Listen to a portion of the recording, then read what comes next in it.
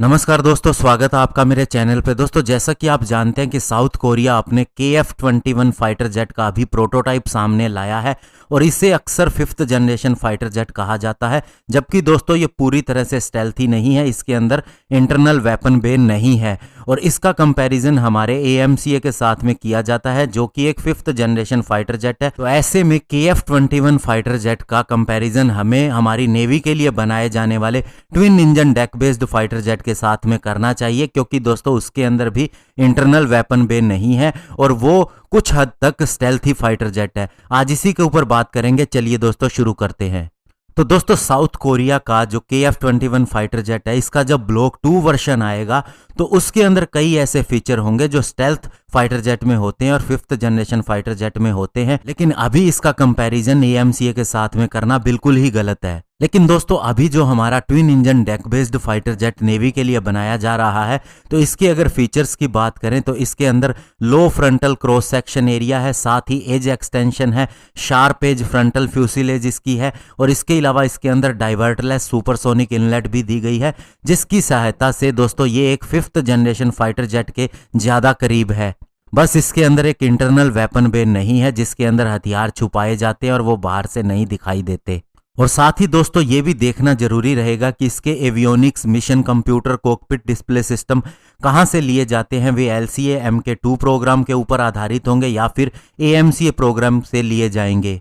लेकिन दोस्तों ये बात कंफर्म है कि नेवी आने वाले समय में complete fifth generation fighter jet बनाएगी और अभी भी अगर हम twin engine deck based fighter jet का मॉडल देखें तो उसमें बहुत सी चीजें ऐसी दिखाई देती हैं जो आगे आने वाले समय के अंदर चेंज की जा सकती हैं और ये पूरी तरह से फिफ्थ जनरेशन फाइटर जेट बन सकता है। और साथ ही अगर इसके बेली पार्ट को देखा जाए तो ये बहुत ज्यादा फ्लैट है, जिसका सीधा सा मतलब है कि इसके अंदर इंटरनल वेपन बे यहाँ पर दी जा सकती है। और साथ ही इसके अगर लैंडिंग गियर को ध्यान से देखा जाए और AMCA फाइटर जेट के लैंडिंग गियर के साथ में कंपेयर किया जाए तो ये लैंडिंग गियर ज्यादा कंट्रोलेबल है और ज्यादा लंबा भी है, जिससे कैरियर बेस्ड ऑपरेशंस के अंदर काफी ज्यादा मदद मिलती है। और साथ ही इसकी पोजीशन भी ऐसी है जिससे पता चलता है कि इंटरनल वेपन बे आसानी से दी जा सकती है। और साथ ही दोस्तों ये भी देखना जरूरी रहेगा कि जो AMCA के लिए रडार कोटिंग मटेरियल बनाया गया है वो बहुत ज्यादा स्टेल्थी है, लेकिन उसके अंदर मेंटेनेंस की भी बहुत ज्यादा जरूरत पड़ती है। तो ऐसे में उसका इस्तेमाल twin engine deck based fighter jet पे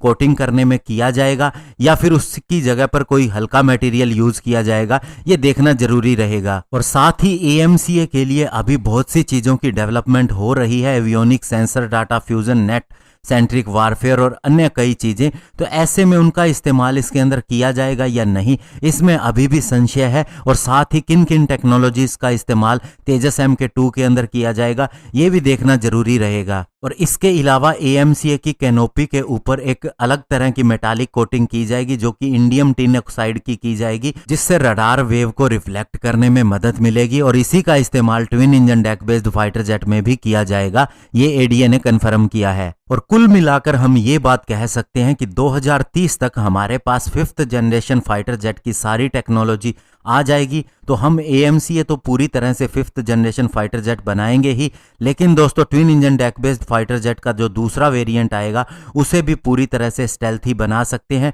और यही मॉडल कहीं ना कहीं KF-21 फाइटर जेट के लिए साउथ कोरिया भी अपना रहा है। लेकिन दोस्तों एक चीज मान के चलिए कि हम AMCA के ऊपर बहुत ज्यादा तरक्की कर चुके हैं, तो ऐसे में हमारे पास पूरी तरह से स्टेल्थी फाइटर जेट उनसे पहले आ जाएगा।